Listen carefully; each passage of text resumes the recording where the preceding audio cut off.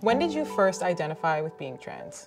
Since I was 4, I always had known that I didn't identify with the gender that was assigned when I was born, but I really didn't have like a name or a concept of how to identify until I was around like 21, 22. Why do you remember the age of 4 specifically? That's when my mom wanted to have a professional opinion, so I was put in therapy, and that's kind of where I learned how to really compress all of those inner feelings, and then having to play this role or meet other people's expectations and acting in ways that I thought they wanted me to act, really not being myself.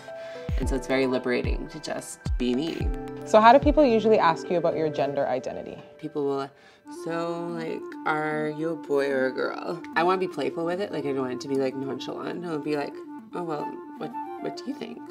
Or I'll ask them, well, are you a boy or a girl? It's cool to watch the wheels turn. I'd never thought about that before, or no one ever like questioned that. And so interesting to see how like, if you align with the sex that you were assigned when you were born, how it's not questioned. Do you ever get tired of answering those questions or being asked those questions? Definitely, or especially at inconvenient times. I'm way more than just that aspect. So Pina, as we know, there are many different ways to transition. Can you tell me a little bit more about that? My transition involved 1, coming out, 2, deciding that I wanted to transition and I wanted to transition openly. And for me, that also involved not just changing how I presented. I chose to use a medical form of transitioning, so hormones. I've had my breasts done. Transition can involve many different surgeries. And so I hate when people ask, have you had the surgery? And it's like, well, which one? Like, we all know which one they're talking about. That's not necessarily the right path for everyone. Maybe just identifying, coming out, or even not coming out. That might be the simplest form of transitioning. Just knowing that in their head, this is who they are. And maybe that's all they want. That's all they need. Or that's all they can do at the time. How do you feel about the way the media has portrayed trans people? I feel a lot of the trans characters or the stories follow a particular narrative that fits very well into comprehension or understanding of a straight cis person. So I'd love to start seeing more representation. What are some challenges in dating while trans?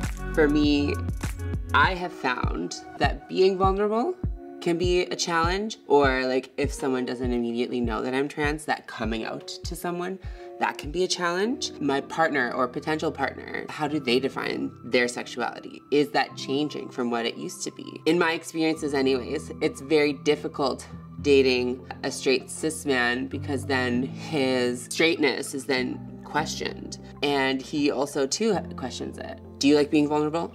No. Why not? It's not something that I enjoy doing. Like, I know that there can be beauty on the other side of being vulnerable with someone else, but I don't love or like crave being vulnerable all the time.